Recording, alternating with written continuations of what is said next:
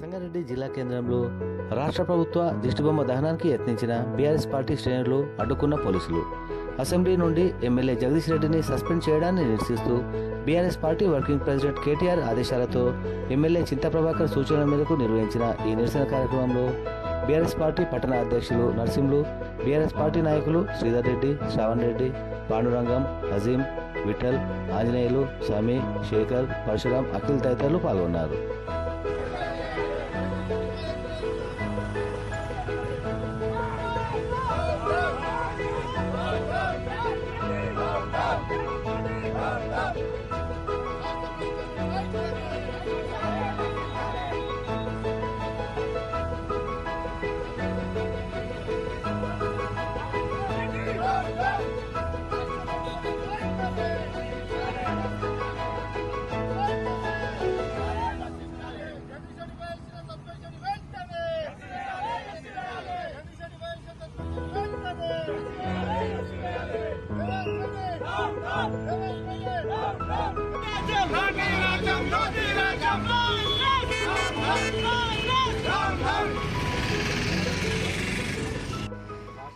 వైఖరి ఎట్లుందంటే సామాన్యమైన ప్రజలు కూడా ఆశ్రయించుకునే విధంగా ఈరోజు రాష్ట్ర ప్రభుత్వం వైఖరి ఉంది.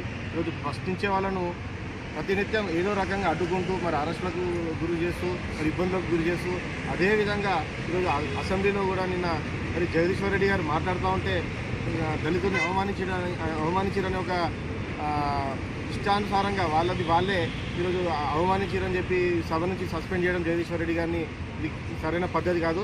సభలో చర్చించాల్సిన విషయాలు చాలా ఉంటాయి. దాన్ని ప్రశ్నించే విషయాలలో ఈరోజు ప్రభుత్వం తరపున ప్రభుత్వానికి ప్రతిపక్షం తరపున ప్రశ్నించే వాళ్ళను గొంతును అడ్డుకునే ఉద్దేశంతోనే ఈరోజు అరెస్టు చేయడం, సస్పెండ్ చేయడం లాంటివి చేస్తున్నారు. ఇక్కడ పరిపాలన అయితే లేదు. మరి అదే విధంగా రాష్ట్ర ప్రభుత్వం చేస్తున్నటువంటి కార్యక్రమాలు అన్నీ ఈరోజు ఏది కూడా ప్రజలకు వస్తలేవు, ప్రజలకు చెందుతలేవు అని చెప్పి ప్రశ్నించే తరుణంలో ఈరోజు అసెంబ్లీలో జగదీశ్వర్ రెడ్డి గారిని కూడా సస్పెండ్ చేయడం ఇది చాలా బాధాకరం. వెంటనే అతని సస్పెన్షన్ ఎత్తివేయాలని చెప్పి రాష్ట్ర ప్రభుత్వాన్ని డిమాండ్ చేస్తా ఉన్నాం. హామీలను అమలు చేయాలనే ఉద్దేశంతో ఏదైతే మరి అసెంబ్లీలో ఘంటాపదంగా అడిగినటువంటి టీఆర్ఎస్ సభ్యులను మరి వాళ్ళు అమలుపరచామన్నటువంటి హామీలను అమలుపరచకుండా అడిగినటువంటి వ్యక్తులను సస్పెండ్ చేయడం అనేది, సభ నుంచి సస్పెండ్ చేయడం అనేది చాలా దురదృష్టకరం. ఇక్కడ ఉన్నటువంటి ఎమ్మెల్యేలు, ప్రతిపక్ష ఎమ్మెల్యేలు, బీఆర్ఎస్ ఎమ్మెల్యేలు ప్రజల పక్షాన కొట్లాడుతున్నారు. ఎవరింటి కోసం కొట్లాడట్లేరు. ఇచ్చిన హామీలను అమలు చేయడం అడిగితే మరి ఈ విధంగా సస్పెండ్ చేయడం అనేది, జగదీశ్వర్ రెడ్డి గారిని సస్పెండ్ చేయడం అనేది చాలా దురదృష్టకరం.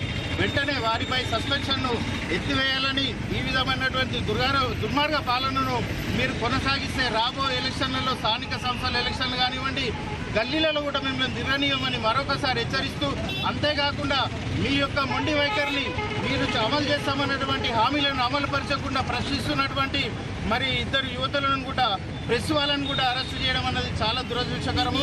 ఏదైతే మీరు ఇచ్చిన హామీలను అమలు పరచకుండా గొంతులను నొక్కేస్తామన్నటువంటి ఉద్దేశంతో అరెస్టులతో మీరు చేసే ఎవరు కూడా భయపడేటువంటి పరిస్థితి లేదు. ఇప్పటికైనా మీరు ఆలోచించి చేసే హామీలను అమలు పరచండి. మొన్న ఇద్దరు యువతులు మరి ప్రెస్ వాళ్ళు కూడా మరి గ్రామాలలో ఉన్నటువంటి రైతులు, యువతులు బాధపడుతున్న విషయాలను ప్రెస్లో చేసే వారిని అరెస్టు చేయడం జరిగింది. అరెస్టు చేయాల్సిన అవసరం ఏముంది? నిజంగా మీరు హామీలను అమలు పరిస్తే ప్రెస్ మీట్ పెట్టండి, వారిపై మీరు పరువు నష్టం దావా వేయండి. మేము చేస్తున్నటువంటి హామీలు ప్రజలకు వెళ్తున్నాయన్నటువంటి రోడ్డు మీద నిలబడి మీరు ప్రశ్న సమాధానం చెప్పండి.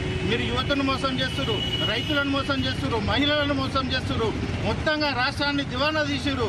గతంలో ఎన్నో రకాలుగా అభివృద్ధి చెందినటువంటి తెలంగాణ రాష్ట్రాన్ని ఈరోజు దేశంలో అట్టడుగు స్థానానికి తీసుకున్నటువంటి ఘనత మీదే. మీకు చేతనైతే ప్రభుత్వ పాలన చేయండి, లేకపోతే ఇప్పటికైనా మీ అసత్వ పాలనను మాతోటి చేత కాదు, మేము గద్దె దిగుతున్నాము, మరెవరైనా వచ్చి మీరు రాష్ట్రాన్ని పాలన చేయనటువంటి ఉద్దేశం మీకు ఉంటే ఇప్పటికైనా గౌరవంతో దిగాలని మరీ ముఖ్యంగా తెలియజేస్తూ, మీరు ఈ విధంగా సస్పెండ్ చేస్తూ అరెస్టులు చేస్తే భయపడేటువంటి ప్రసక్తి లేదు.